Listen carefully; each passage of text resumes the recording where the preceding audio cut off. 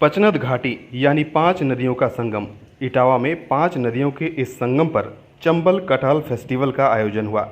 ये पहला मौका था जब 5 नदियों के इस संगम के किनारे कटहल फेस्टिवल का आयोजन हुआ। न सिर्फ कटहल के बारे में बल्कि कटहल के उत्पादन के बारे में भी लोगों ने जानकारी ली। इसके साथ ही पचनद में बाहर से आए लोगों ने राफ्टिंग का मजा भी लिया। सुबह योगा कराया गया। कई सैलानी पचनद के किनारे रात में कैंपिंग करते हुए रुके भी। चंबल फाउंडेशन चंबल घाटी की सकारात्मक पहचान विश्व के सामने लाने की लगातार कई वर्षों से भागीरथ प्रयास कर रहा है। चंबल की खूबसूरती को निहारने दूर दराज से सैलानी आ रहे हैं। चंबल कटहल फेस्टिवल के उद्घाटन सत्र को संबोधित करते हुए सुमित प्रताप सिंह ने कहा कि आने वाले वर्षों में इस फेस्टिवल की गूंज पूरी दुनिया में सुनाई देगी। चंबल के कटहल के लजीज खानों का लुत्फ लेने के लिए विदेशी सैलानी खींचे चले आएंगे। चंबल कटहल फेस्टिवल में कई प्रदेशों से लाए गए कटहलों की प्रदर्शनी भी लगाई गई, जहां चंबल के बीहड़ में पैदा हुआ सबसे बड़े साइज का कटहल देखने के बाद दर्शकों ने दांतों तले उंगली दबा ली। वहीं थाईलैंड के रंगीन कटहल ने लोगों में रोमांच भर दिया।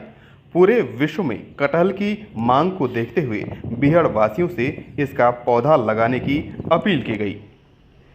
दरअसल ब्रिटिश काल में चंबल क्षेत्र में बड़े पैमाने पर कटहल की खेती होती थी।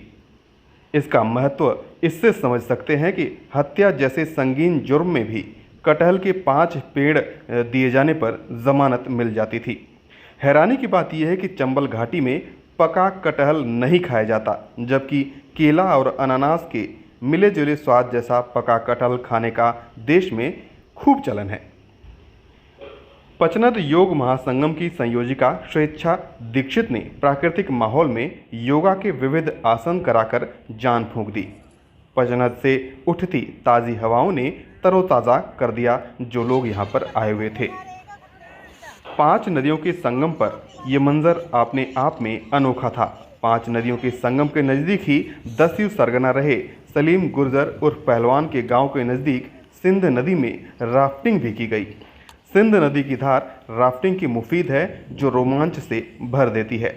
चंबल परिवार के प्रमुख शाह आलम राणा ने कहा कि सिंध नदी में राफ्टिंग के सफल प्रयोग से ये इतिहास में सूबे की पहली राफ्टिंग के लिए जानी जाएगी। यहाँ पर राफ्टिंग एक बहुत बड़ा जरिया बनेगा लोगों को रोजगार देने का और इस क्षेत्र में पर्यटन को बढ़ावा देने का। उन्होंने कहा कि आने वाले समय में भी वो इस राफ्टिंग को और चंबल क्षेत्र में अन्य गतिविधियों को और टूरिज्म को बढ़ावा देने के लिए अपनी हर संभव कोशिश जारी रखेंगे।